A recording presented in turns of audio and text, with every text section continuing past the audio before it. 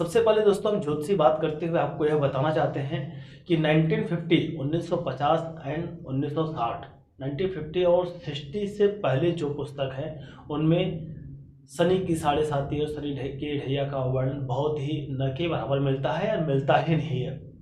1950, 1960 के बाद से जितने भी ज्योतिष की पुस्तक है उसमें शनि की साढ़े साती और शनि की ढैया का प्रयोग होना शुरू हुआ है।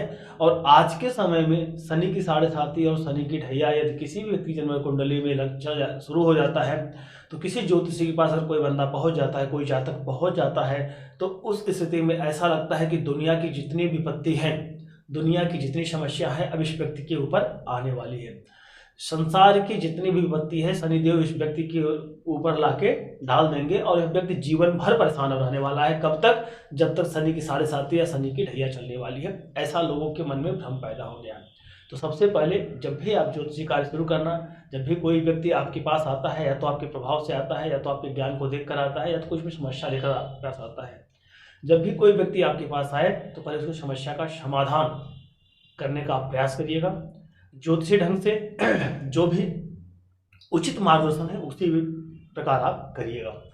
दोस्तों, शनि की साढ़े साती और शनि की ढैया में बहुत लोग रंक से राजा हुए हैं, बहुत लोग राजा से रंक हुए हैं।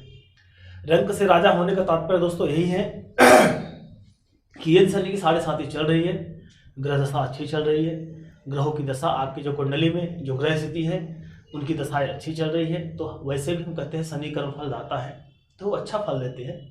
शनि किसी का बुरा करने के लिए, कोई भी ग्रह कभी भी किसी का बुरा नहीं करता है, वह ग्रह की दशा और अंतर्दशा पर निर्भर करता है। आपके जन्म कुंडली में ग्रहों की दशा और अंतर्दशा पर निर्भर करता है कि व्यक्ति के कुंडली में शनि की साढ़े साती पे कभी कभी अच्छे योग चल रहे होते हैं लेकिन ग्रह की दशाएं खराब होती हैं, अच्छे अच्छे योग बने होते हैं, ग्रह की दशाएं खराब होती हैं, व्यक्ति उस लेवल पर नहीं जा पाता है, उस ऊंचाइयों को नहीं छू पाता है। तो इसलिए कभी भी किसी भी योग से, चाहे काल सर्पदोष हो, चाहे मांगलिक योग हो, चाहे इसके बाद आपका शनि का साढ़े साती हो या पंच महापुरुषों के योग हो, यह योग ना अच्छा फल देंगे ना बुरा फल देंगे। कब तक? जब तक आपकी जन्म कुंडली में उन योगों का निर्माण के साथ साथ में ग्रह की शुभ स्थितियां ना उत्पन्न हो।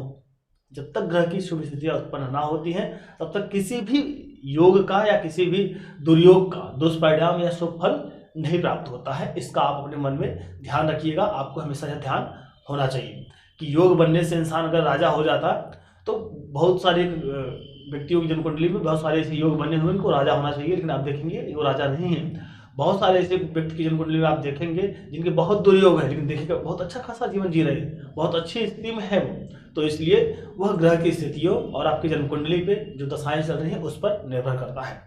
तो हम बात करते हैं दोस्तों शनि की साढ़े साती। शनि की साढ़े साती बुरा कब फल देता है? जैसे कि आपकी जन्म कुंडली में बुरा योग चल रहा है, बुरी दशाएं चल रही हैं, आपकी जन्म कुंडली के जो बुरे भाव हैं उनके जो स्वामी हैं उनकी दशाएं चल रही हैं, और उसी स्थिति में शनि का साढ़े साती या शनि का ढैया आ जाता है। उस स्थिति में गांव का एक कहावत आप सुनिए कि वैसे तो करेला और चढ़ा नीम के पेड़। तो शनि की साढ़े साती वैसे भी लोगों को भय पैदा होता है और बुरी अंतर्दशाएं आ जाती हैं, तो इस स्थिति में व्यक्ति को बहुत पीड़ देती है, तो राजा इंसान रंक हो जाता है। दशाएं अच्छी चल रही हैं, शनि की साढ़े साती आ गई तो ऐसा व्यक्ति रंग से राजा भी हो जाता है। तो हम बात करते हैं दोस्तों शनि की साढ़े साती बारे में कि जन्म कुंडली में शनि की साढ़े साती और शनि की ढैया का कैसे हम अध्ययन करते हैं।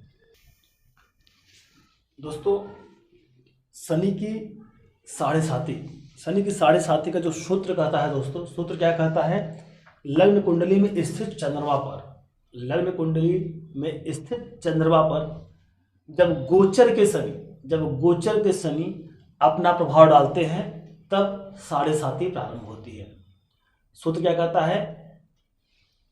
लग्न कुंडली में स्थित चंद्रमा पर जब गोचर के शनि अपना प्रभाव डालते हैं तब शनि की साढ़े साती प्रारंभ होती है। अब इसको समझाने के लिए दोस्तों बेसिक में थोड़ा पीछे आप जाइए, तो मैंने आपको डिग्रियां बताई थी। हर ग्रह के हर भावों में 30 डिग्रियां होती है। 12 × 30 को 360 डिग्री मैंने आपको बताया था कि जितने भाव हैं, ये 12 भाव हैं, 12 भावों में 30 डिग्रियां होती है। अब इसको सरल भाषा में समझाने के लिए कि लग्न कुंडली में चंद्रमा से 45 डिग्री, गोचर के शनि लग्न कुंडली में चंद्रमा जहां पर स्थित है वहां पर गोचर के शनि 45 डिग्री पहले और 45 डिग्री बाद तक को शनि की साढ़े साती कहते हैं। अब 45 डिग्री थोड़ा मैं आपको कैलकुलेशन समझा देता हूँ। 45 + 45 = 90। शनि किसी भी राशि को परिवर्तन करने में कितना समय लेते हैं? 2.5 ईयर्स, 2.5 वर्ष लेते हैं। तो एक भाव में जो होता है 30 डिग्री होती है, एक भाव में 30 डिग्री होती है। 3 भाव क्रॉस करेंगे मतलब कि 90 डिग्री, और 2.5 × 3 मतलब कि 2.5 इंटू अगर 3 करते हैं तो 7.5 वर्ष होता है। कहने का तात्पर्य यह होता है दोस्तों कि जब भी लग्न कुंडली में जो चंद्रमा जहां पर स्थित है उस दौरान उस चंद्रमा पर, लग्न कुंडली में स्थित चंद्रमा पर जब गोचर के शनि उस चंद्रमा से 45 डिग्री पहले आ जाएंगे तो शनि की साढ़े साती चालू हो जाएगी, और 45 डिग्री बाद तक 45 डिग्री आगे तक शनि की साढ़े साती चलेगी। उसके बाद से शनि की साढ़े साती खत्म हो जाएगी। उदाहरण के तौर पर मैं आपको समझाना चाहूं तो अगर डिग्री यहां से हटा दूं तो एक घर पहले और एक घर बाद, जन्म कुंडली के लग्न कुंडली के में चंद्रमा जहां उपस्थित होते हैं वहां के एक घर पहले और एक घर बाद गोचर के शनि जब आते हैं तो साढ़े साती शुरुआत हो जाती है। लेकिन आपको समझने के लिए मैं यहाँ पे एक काल्पनिक कुंडली का निर्माण किया हूँ, उसके आधार पर मैं आपको समझाने का प्रयास करता हूँ।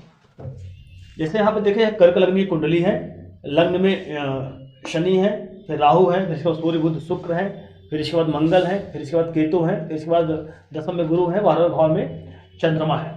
चंद्रमा को मैंने यहाँ पे दे दिया है 10 डिग्री। अब यहाँ डिग्री वाइज आपको समझाने का प्रयास कर रहा हूँ, बाकी सरल भाषा में मैंने आपको समझा दिया कि जब भी जन्म कुंडली के लग्न कुंडली के में चंद्रमा जहां पर उपस्थित होते हैं उससे एक घर पहले जैसे शनि आते हैं तो वहां से साढ़े साती शुरू होती है और एक घर आगे तक रहता है। डिग्री वाइज 45 डिग्री पहले और 45 डिग्री बाद तक शनि की साढ़े साती रहती है। जब लग्न कुंडली में चंद्रमा जहां पर स्थित होते हैं वहां पर गोचर के शनि उस पर प्रभाव अपना डालते हैं। तो उदाहरण के लिए मैं आपको समझाता हूं जहां से आपको अच्छी तरह से समझ में आ जाएगा।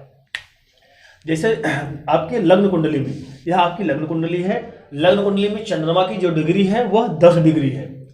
लग्न कुंडली में जो है चंद्रमा की जो डिग्री है वह 10 डिग्री है। अब इस व्यक्ति पे शनि की साढ़े साती कब प्रारंभ होगी? अगर मैं उसकी बात करूं, जब कुंडली में जब गोचर करते हुए शनि एकादश भाव में आएंगे, गोचर करते हुए शनि एकादश में भाव में आएंगे और 5 डिग्री के शनि हो जाएंगे। जब शनि 5 डिग्री के हो जाएंगे तब जाके इस व्यक्ति पे शनि की साढ़े साती प्रारंभ होगी। अब कैसे 5 डिग्री प्रारंभ होगी? अब 5 डिग्री एक भाव में 30 डिग्री होता है, एक भाव में 30 डिग्री होता है। अब शनि यहाँ 5 डिग्री जैसे भुगतेंगे, 5 डिग्री भुगतेंगे, इनके पास यहाँ 25 डिग्री हो जाएगी और यहाँ पे ऑलरेडी चंद्रमा ने 10 डिग्री भोग लिया है, तो मतलब कि 20 डिग्री यहाँ पर है, 25 डिग्री यहाँ की, 20 डिग्री यहाँ की, टोटल 25 और 20 45 डिग्री होता है। तो 45 डिग्री से जो होता है इनका ये शनि की साढ़े साती शुरू हो जाती है। अब इसके बाद यहाँ पर आएंगे तो 30 डिग्री यहाँ से, 10 डिग्री यहाँ से, 30 10 40 और दूसरे भाव में जाके शनि 5 डिग्री के यहाँ का भुगतेंगे और तब तक व्यक्ति पे शनि की साढ़े साती चलती रहेगी। शनि की साढ़े साती का रूल्स बहुत सरल है, मैं आपको समझाने का तरीका हो सकता है मैं समझा रहा हूं तो अगर आपको समझ में आ जाना चाहिए, मुझे पूर्णतः विदित है जिस तरीके से मैं आपको समझा रहा हूं आपको समझ में आना चाहिए। एकदम क्लियर सटीक देना है तो आपको डिग्री देखना पड़ेगा। डिग्री देखने के लिए मैंने आपको बताया है कि लग्न कुंडली में स्थित चंद्रमा से गोचर के शनि 45 डिग्री पहले और 45 डिग्री बाद तक शनि की साढ़े साती प्रारंभ हो जाती है। मैं आपको यहाँ पे समझाने का प्रयास कैसे किया कि चंद्रमा यहाँ पे ऑलरेडी 10 डिग्री के हैं, इनका यहाँ पे 20 डिग्री बचा हुआ है, यहाँ पे इनका 20 डिग्री बचा हुआ है। शनि यहाँ पे सिर्फ 5 डिग्री पे जैसे भोगते हैं तो 25 डिग्री यहाँ पे, 25 और 20 45 हो गया। अब शनि उसके आगे भी 45 डिग्री को भुगतना है तो 10 डिग्री ये वाला ले लिया यहाँ पे, 30 यहाँ से ले लिया 40 और 5 यहाँ से ले लिया 45। तो शनि जब तक दूसरे भाव में 5 डिग्री नहीं भुगत लेंगे तब तक इस व्यक्ति की जन्म कुंडली में शनि का साढ़े साती चलता रहेगा। तो मैंने आपको डिग्री वाइज बताने का प्रयास किया और अगर मैं डिग्री को हटा दूं, डिग्री से गायब कर दूं तो शनि जैसे यहां पे इंटर मारेंगे, साढ़े साती प्रारंभ हो गई और शनि जैसे यहां पर प्रवेश कर जाएंगे साढ़े साती खत्म हो गई। बहुत सरल भाषा मैंने ये समझाया, लेकिन सटीक जब आपको विश्लेषण देना होगा तो उस स्थिति में आपको चंद्रमा की डिग्री का ध्यान रखना पड़ेगा। चंद्रमा की डिग्री का ध्यान रखना और उस डिग्री को ध्यान में रखिए, उस डिग्री से 45 डिग्री इधर और 45 डिग्री उधर। इसका मैंने आपको तर्क दिया, 45 45 90 डिग्री हुआ। एक भाव में 30 डिग्री मिलती है, एक भाव में 30 डिग्री मिलती है, तीन भाव में अगर मिलाएंगे तो 90 डिग्री होगी। और शनि का जो मूविंग वे है, मूविंग गति है, उनकी चलने की गति है, एक वर्ष में 2.5 वर्ष में एक राशि परिवर्तन करते हैं। तो 2.5 इंटू 3 करेंगे तो 7.5 वर्ष होता है। 7.5 वर्ष में ये तीनों 2.5 वर्ष, 2.5 वर्ष एंड 2.5 वर्ष, ये 7.5 वर्ष खत्म करके शनि यहाँ पर आ जाएंगे। तो शनि की 7.5 समाप्त हो जाएगी। तो शनि की 7.5 का जो रूल्स है, बहुत सरल तरीके से मैं आपको समझाने का प्रयास किया हूँ और मुझे पूर्णतः उम्मीद है कि आप इसको समझ रहे होंगे। एक बार वापस मैं बोलने का प्रयास करूंगा कि लग्न कुंडली में चंद्रमा जहां पर स्थित हो, लग्न कुंडली में चंद्रमा चाहे जहां पर स्थित हो, एक से लेकर प्रथम भाव से लेकर द्वादश भाव तक कहीं भी स्थित हो, उस चंद्रमा पर गोचर के शनि जब अपना प्रभाव डालते हैं तब शनि की 7.5 प्रारंभ होती है। एग्जैक्टली सूत्र जो कहता है कि उस चंद्रमा से 45 डिग्री पहले और 45 डिग्री बाद तक शनि की 7.5 प्रारंभ होती है। इसका जो मैंने वजह बताया कि किसी एक भाव को पार करने में शनि 2.5 वर्ष लेते हैं, इसलिए 90 डिग्री हुआ, एक भाव को 30 डिग्री मिला हुआ है, तो उसके हिसाब से 2.5 इंटू 3 करेंगे तो 7.5 वर्ष हो जाता है।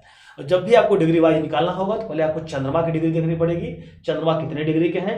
और जैसे कि मैंने आपको उदाहरण के तौर पर समझाया कि चंद्रमा यहाँ पर 10 डिग्री के थे, तो शनि जैसे यहाँ पर 5 डिग्री के हुए तो 25 डिग्री यहाँ का, 20 डिग्री यहाँ का, 25 20 45 हो गया, 45 डिग्री यहाँ पे हो गया। और इसके बाद जैसे चंद्रमा यहाँ का 10 डिग्री यहाँ का, 30 डिग्री यहाँ का 40 और 5 डिग्री इस भाव में जैसे शनि भुगत लेंगे वैसे ही व्यक्ति का 7.5 समाप्त हो जाएगा। बहुत सरल तरीके से मैं समझाने का आपको प्रयास किया।